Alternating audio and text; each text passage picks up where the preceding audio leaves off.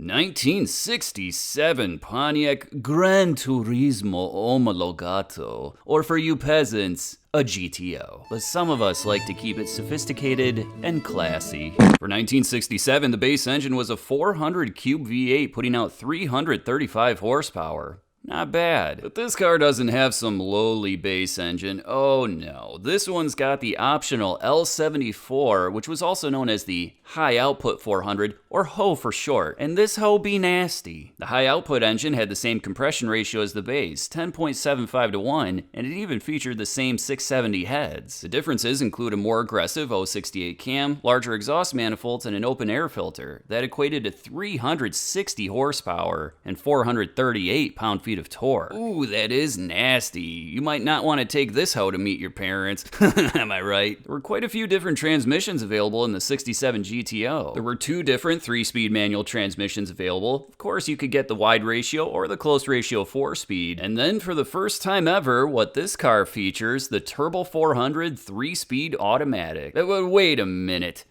That's a manual shift knob. You son of a b****.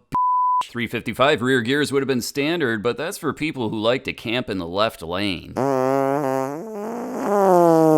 This car has a tasty little upgrade of 390 rear gears. GTOs aren't exactly the lightest car around. With an automatic transmission, the curb weight for a 1967 GTO was 3,649 pounds, and of course that doesn't include the driver. But it was a pretty good deal. The hardtop started out at $2,935, that automatic transmission was $226, safety track rear is $42, and that high output V8 was only $76. It gives you a total of $3,279, and adjusting for inflation, that's $29,000 today. These things are kind of rare. With the automatic transmission, there were only 3,411 high-output GTOs produced in 1967. Motor Trend magazine tested a 67 GTO with a 400 HO, 390 rear gears, and a 4-speed manual transmission. It ran 1421 at 103 miles per hour. However, I do have to note that that car was prepped by Royal Bobcat, and it had one of their Royal Bobcat kits installed. But then after that, Motor Trend said, you know what? Fuck it, let's throw on a set of open headers and some M&H drag slicks and see what happens. They didn't actually say fuck it, I was just using that for comedic value. I'm sure they were probably smoking cigarettes or dropping acid or not worrying about STDs, whatever you guys were doing in the 60s, I don't know. The car ran 1310 at 106 miles per hour. Let's check out its opponent, 1972 Chevrolet Chevelle. And sure, by 1972, the Chevelle's performance was starting to fade, but I think we can all admit that this is still a very good-looking car. And I already know what you're thinking, and no, it's no Charlize Theron, especially from the movie Monsters circa 2003, but what is? Am I right?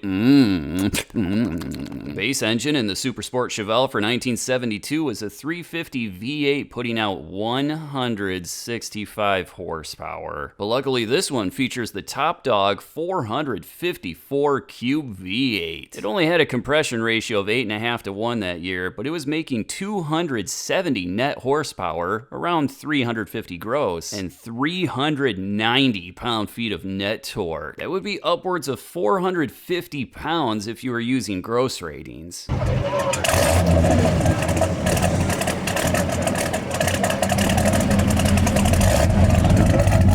When you got the 454, you only had two transmission options, the 3-speed automatic, or like this one, the 4-speed manual. Outback 331 gears would have been standard, but this one's been upgraded and features a nicely balanced set of 373 rear gears. The curb weight of these two cars is very similar. The Chevelle is only slightly heavier at 3,677 pounds. Regardless of the performance, the Chevelle was still a good deal in 1972. The base V8 Malibu started out at $2,980. The Super Sport package was $357. The 454 V8 was only going to be another $279. That 4-speed manual is $200, and then of course posi rear is $47. It gives you a grand total of $3,863, and adjusting for inflation, that's just over $27,000 today. There were 30,000 Super Sport Chevelles produced in 1972, and only 5,333 had that LS5 454. Keep in mind, those numbers include not only the Chevelle, but also its mullet famed cousin, the El Camino.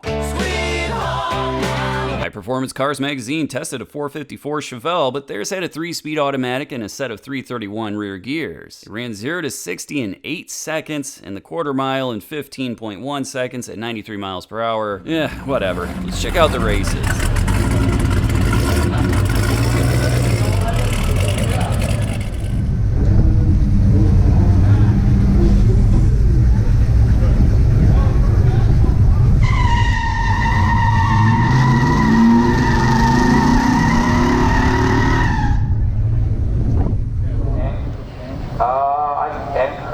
Someone to spell this right. He's from Iowa. How about that? Automatic 390 gears. Clark Lumsden from Dixon, Illinois.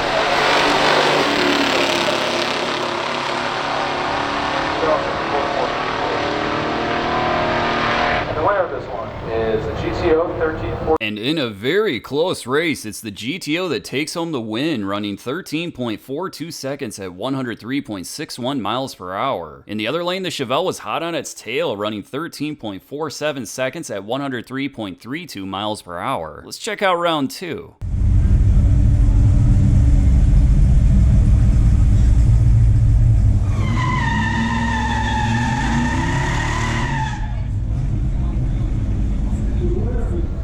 In the left lane, Clark Lumsden has this 1972 SS 454.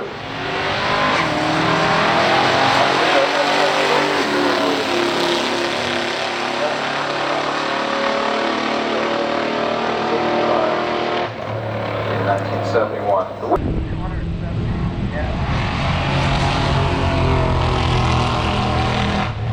In the second round, it's again the GTO that takes home the win, running 13.40 seconds at 103.67 miles per hour. And yes, they had a slightly worse ET than the Chevelle, but their reaction time was so much better. As you can see, they crossed the finish line first, taking home the win. Remember, reaction time is not included in the ET. Meanwhile, the Chevelle looked good, running 13.39 seconds at 105.15 miles per hour. Luckily, these owners are awesome and they decided to run the third round anyway. Let's check it out.